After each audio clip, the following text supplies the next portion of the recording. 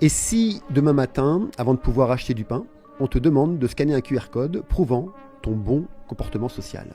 Et si, sans t'en rendre compte, chaque café, chaque déplacement, chaque achat devenait un acte surveillé, analysé, noté? Ce scénario qui semble tout droit sortir d'un film dystopique est pourtant en train de devenir une réalité. L'euro numérique, le projet en cours d'élaboration par la Banque Centrale Européenne, est présenté comme une évolution naturelle de notre monnaie. Mais derrière les promesses de modernisation et de simplification se cache un basculement historique.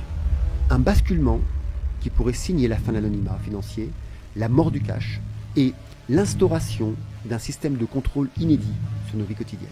Alors, que se passe-t-il réellement? Pourquoi ce projet est-il si peu discuté dans les grands médias? Et surtout, que risquons-nous à rester silencieux?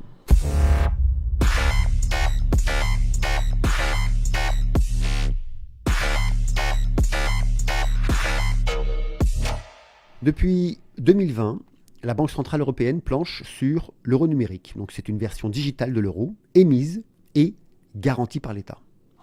En novembre 2023, la BCE est entrée dans la phase préparatoire du projet avec une ambition claire: mettre en place un cadre réglementaire et technique finalisé d'ici fin 2025. Officiellement, il ne s'agit pas de supprimer le cash, officiellement. Mais dans la réalité, c'est tout autre chose. Entre 2010 et 2023, l'utilisation des espèces a chuté de plus de 70% dans certaines régions européennes. Dans les pays nordiques comme la Suède, on parle déjà de sociétés cashless, où le billet de banque est devenu une rareté. En Norvège, moins de 4% des paiements se font en espèces. Et la Banque centrale a même averti que la Norvège est trop dépendante de solutions de paiement numérique privées, ce qui met en danger l'accès universel à l'argent. Au Danemark, le cash représente moins de 10% des transactions en magasin. Et le gouvernement autorise désormais certains commerces à refuser les espèces. Aux Pays-Bas, le cash représente seulement 14% des paiements contre 52% en 2010. De plus, les distributeurs automatiques sont fermés progressivement, ce qui limite considérablement l'accès aux espèces. En Finlande, plus de 80% des paiements se font par carte ou mobile. Certaines banques ne traitent plus du tout l'espèce au guichet. Et en Australie, même si ce n'est pas l'Europe, mais c'est significatif de l'évolution dans le monde, le cash représente environ 13% des paiements et des chaînes comme McDonald's ou certains supermarchés refusent déjà les espèces dans leur quartier. L'euro numérique s'inscrit donc dans cette logique. Et contrairement au liquide, chaque transaction numérique sera enregistrée, analysable et potentiellement exploitable. Comme l'a dit Christine Lagarde, l'euro numérique est l'évolution naturelle de notre monnaie. Mais une question se pose: vers quelle nature évolue-t-on? Car ce n'est pas seulement une mise à jour technologique, c'est une refonte structurelle de la relation entre le citoyen, l'argent et le pouvoir. On te vend cette monnaie comme une avancée, une solution pratique, mais souviens-toi, chaque fois que la technologie promet du confort, elle réclame en échange une partie de ta liberté. Les espèces sont anonymes. Par exemple, tu peux donner 10 € à un ami sans aucun témoin. En espèces, tu peux acheter un journal sans laisser de traces. Absolument aucune. Tu peux laisser un pourboire discret à une serveuse sans qu'une IA l'analyse, par exemple. Tu peux acheter un cadeau à ton conjoint sans qu'il voie la ligne sur ton compte. Tu peux donner de l'argent à tes enfants sans justificatif, sans autorisation. Tu peux aussi fumer un joint sans être fiché au commissariat ou boire un verre de vin sans que ton entreprise te traite d'alcoolo. Tu peux faire aussi un achat sans que ton assurance ou ta banque en tienne compte. Avec l'euro numérique, chaque centime sera traçable, chaque achat consultable, chaque mouvement archivé. Et si demain, l'algorithme décide que tu consommes trop, que ton bilan carbone, par exemple, est trop élevé, un simple achat de billets d'avion, un barbecue ou une inscription à une conférence jugée non alignée pourrait suffire à limiter ton accès à ton propre argent. Dans un rapport du Sénat français de 2022, il est explicitement mentionné que le niveau d'anonymat comparable à celui du cash ne pourra pas être atteint. Même les paiements hors ligne envisagés ne garantiront qu'un faux sentiment de confidentialité. Je m'explique.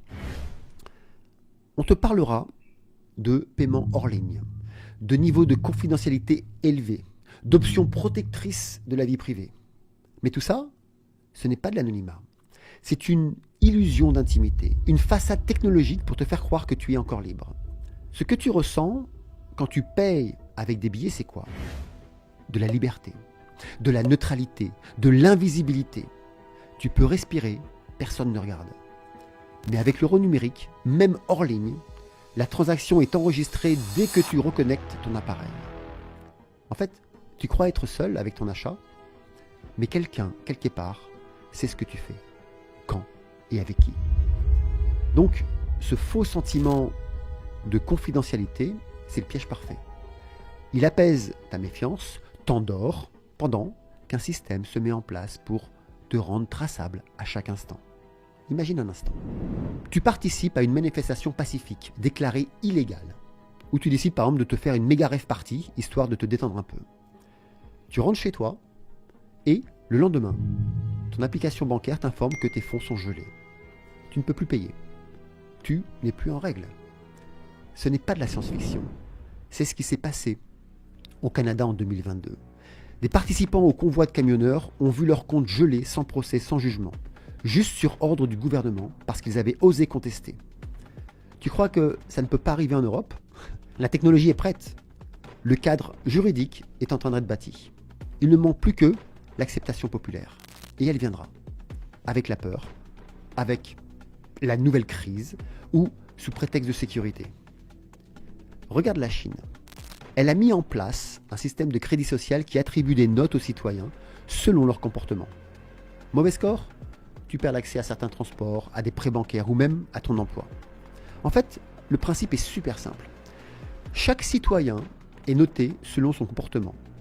Le score dépend de critères comme le respect des lois, le paiement à temps des factures ou d'amendes aussi, les fréquentations, amis, bien ou mal notés, peu importe, tes publications sur les réseaux sociaux ou encore la participation à des manifestations.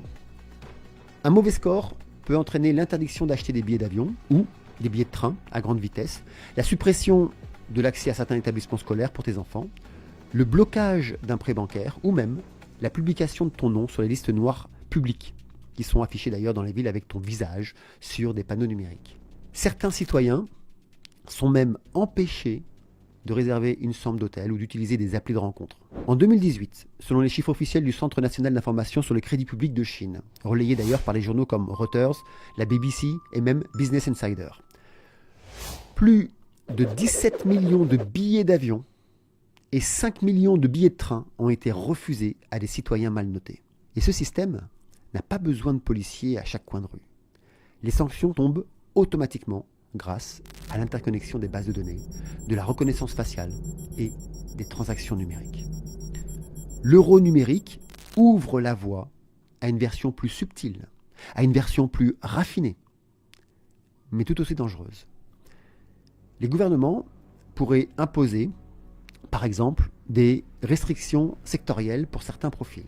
Impossibilité de réserver un billet d'avion si ton bilan carbone dépasse le seuil autorisé, plafond mensuel d'achat de viande rouge dépassé, paiement refusé d'interdiction d'acheter du sucre ou des produits transformés pour des raisons de santé publique, achat de nourriture imposé dans certains circuits, interdiction de consommer local non certifié, ça peut être aussi par exemple des paiements bloqués sur certains sites considérés comme complotistes, radicaux ou alors non alignés, impossibilité de donner à des associations non reconnues par l'État, achat de livres controversés, désactivés d'ailleurs pour les profils sensibles, mineurs, fonctionnaires, etc. Refus automatique de remboursement si ton comportement est jugé à risque, comme l'obésité, le tabac, l'alcool, la drogue. Obligation d'acheter certains médicaments ou vaccins sous peine de blocage de ton portefeuille. Restriction d'achat dans certaines zones, surpeuplées par exemple, selon ton statut social. Paiement de loyer bloqué si tu n'as pas mis à jour tes données fiscales ou tes données biométriques. Interdiction par exemple d'acheter des billets pour des événements non autorisés. Accès limité aux salles de sport, festivals ou au cinéma, si ton comportement social n'est pas adéquat. Et bien sûr, tout ça automatiquement appliqué sans débat, sans recours, par un simple algorithme connecté à ton portefeuille numérique. Alors, on peut bien sûr imaginer de tout, c'est vrai. Mais la vérité, c'est qu'avec de l'espèce, tout ça, c'est impossible. Car pas traçable et non contrôlable. L'euro numérique pourrait devenir un outil de conditionnement massif où la conformité est récompensée et la dissidence pénalisée financièrement. Tu veux t'exprimer? Tu prends un risque. Tu veux t'informer ailleurs? Tu deviens suspect. Tu veux garder ton intimité? Tu es vu comme un danger. Ce système n'aura pas besoin de matraque. Il utilisera les transactions comme menottes, le confort comme cellule et la peur d'être exclu comme verrou. C'est facile. Si tu imagines un monde où ton argent ne vit plus dans ta poche, ni même dans ta banque, mais dans un serveur centralisé, contrôlé par une autorité que tu ne vois pas, que tu ne comprends pas, et surtout que tu ne peux pas contester. Un jour, tout fonctionne, mais le lendemain, tu es hors norme et tu ne peux plus payer, tu ne peux plus manger, tu ne peux plus bouger. Alors les gens feront quoi? Ils se mettront à genoux, ils supplieront l'État, les banques centrales, les algorithmes, les modérateurs invisibles de leur portefeuille numérique. Ils prieront pour qu'on les reconnecte au système, comme un fidèle devant un dieu invisible. Le citoyen du futur priera le serveur. Et ce serveur, ce dieu numérique, décidera: tu es bon? Accès accordé. Tu es déviant? Paiement refusé. Tu apprendras à ne plus poser de questions, à te taire, à te conformer. Non par peur de la prison, mais par peur de l'oubli numérique où ton pseudo-argent est stocké. Celui qui contrôle la monnaie contrôle le peuple, disait Thomas Jefferson. Alors que peut-être que comme pour la crise de 2020, tu crois que c'est exagéré, regarde les tendances. La disparition progressive du cash, la digitalisation intégrale des services publics, les campagnes de cashless society menées par les banques, l'interconnexion croissante entre les identités numériques, biométrie et les paiements. Ajoute à cela les crises à répétition, pandémie, inflation, guerre, et tu obtiens un climat propice à l'acceptation de toutes les restrictions au nom de l'ordre, de la paix et de la sécurité.